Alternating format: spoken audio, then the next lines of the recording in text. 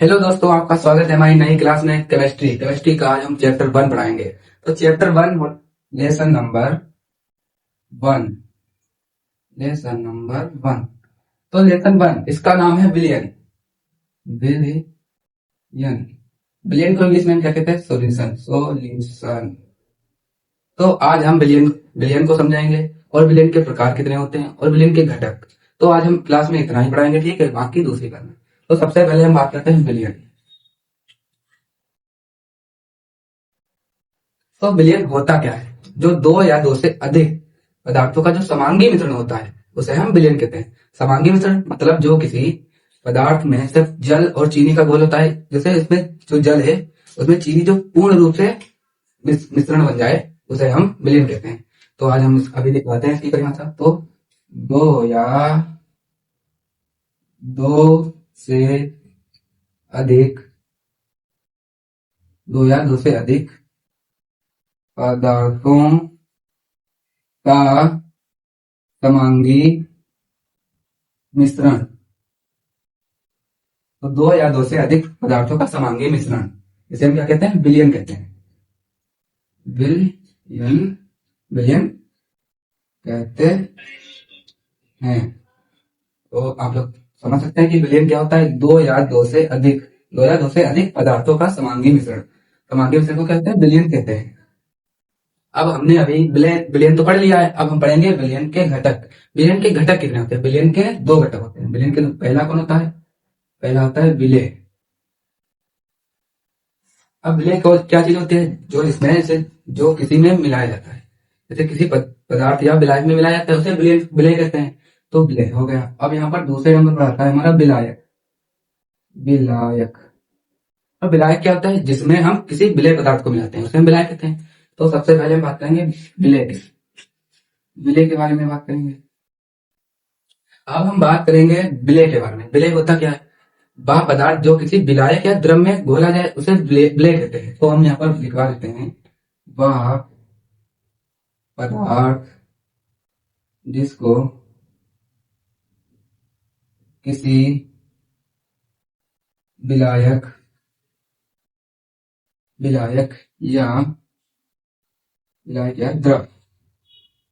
विलायक या द्रव में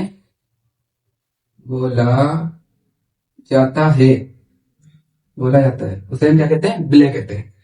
तो यहाँ पर लिखते हैं, वह पदार्थ जिसको किसी विलायक या द्रव में घोला जाता है उसे हम विलेय कहते हैं। तो जैसे हम बता देते हैं, जैसे जैसे यहाँ पर होता है, हम बात करते हैं चीनी। चीनी और जल का मिश्रण होता है। तो यहाँ पर चीनी क्या है? विलेय। इसका हम सूत्र लगाते हैं C12।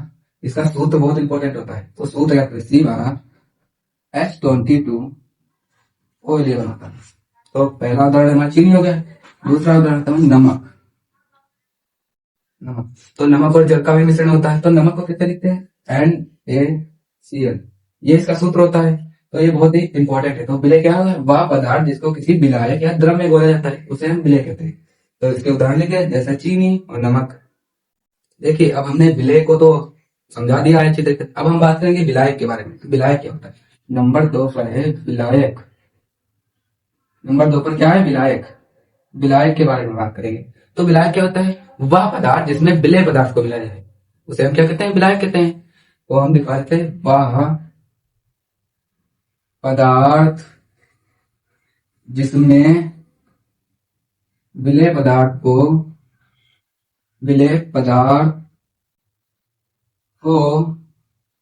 को घोला जाता है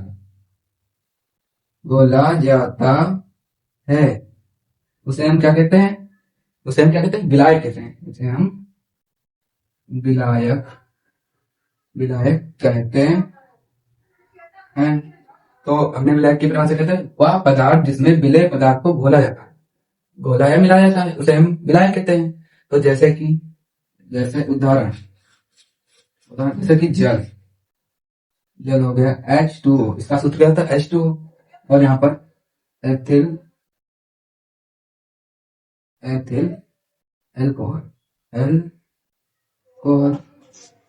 यहाँ पर एथिल अल्कोहल हो गया। तो विलायक की परिभाषा क्या होगी? विलायक वह पदार्थ जिसमें विलेय पदार्थ को घोला जाता है उसे विलायक कहते हैं। इसके उदाहरण हो गए जैसे जल, एथिल अल्कोहल। ठीक।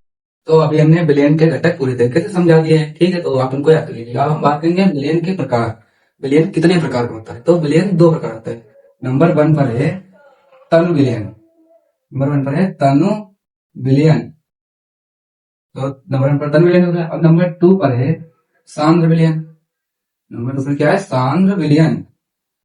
तो सबसे पहले हम किसकी बात करेंगे? तनु बिलियन की, क्योंकि ये नंबर तनु बिलियन है, ठीक है, इसकी बात करते हैं। चलो, तो नंबर 1 पर है तनु बिलियन। तो तनु बिलियन, तो तनु विलयन होता क्या है? तनु विलयन होता क्या है? तो वह पदार्थ जिसमें विलय की मात्रा कम हो तथा विलायक की मात्रा अधिक हो, तो उसे हम तनु विलयन कहेंगे। तो इसको हम लिखवाते हैं। तो वह पदार्थ जिसमें विलय की मात्रा कम हो तथा विलायक की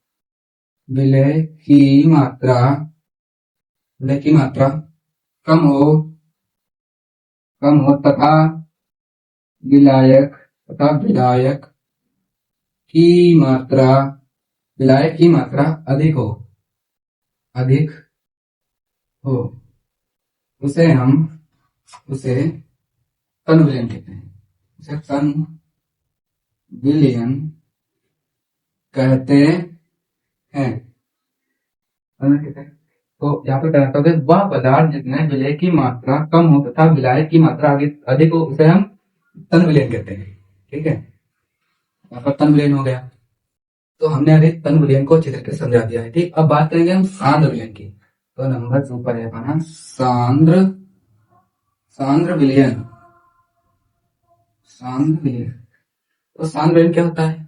ये तनु विलयन का उल्टा होता है। जैसे कि उसमें विलय की मात्रा पहले कम होती थी और विलायक की मात्रा अधिक होती है, इसमें विलय की मात्रा अधिक होती है तथा विलायक की मात्रा कम होती है, उसे हम सांद्र विलयन कहते हैं।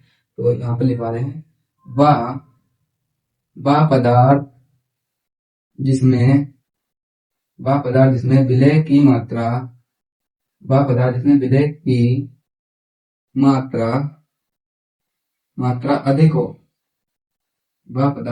मात्रा अधिक हो,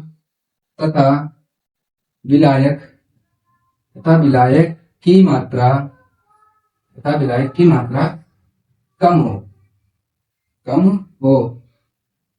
उसे हम सांद्र विलयन कहते हैं। सांद्र विलयन कहते हैं। क्या कहते हैं? सांद्र। जैसे कि सांद्र विलयन में क्या होता है? वह पदार्थ जिसमें विलय की मात्रा अधिक हो तथा विलायक की मात्रा कम हो, उसे हम सांद्र विलयन कहते हैं। तो इसे अच्छी तरीके से याद कर लीजिए।